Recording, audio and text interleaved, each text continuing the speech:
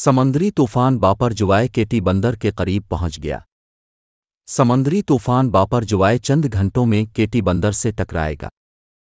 سمندری طوفان کیٹی بندر کی جانب رواں دواں ہے اور چند گھنٹوں میں کیٹی بندر سے ٹکرائے گا، تاہم اس وقت پاکستان کے ساحلی حدود میں داخل ہو چکا ہے۔ سمندری طوفان کا ابتدائی حصہ سوراشترا اور کچھ کے ساحل سے ٹکرانے کے بعد اس کا رخ کیٹی بندر کی جانب ہے۔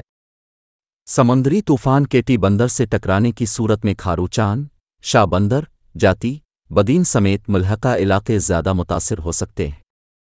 سمندری طوفان ٹکرانے سے قبل ٹھٹہ کے ساحلی علاقوں میں طوفانی ہوائیں چل رہی ہیں اور ممکنہ طور پر متاثر ہونے والے علاقوں سے 78,000 سے زائد لوگوں کو منتقل کیا جا چکا ہے۔ انتظامیہ کی جانب سے کیٹی بندر اور بدین میں 0 پوائنٹ مکمل خالی کرا لیا گیا ہے۔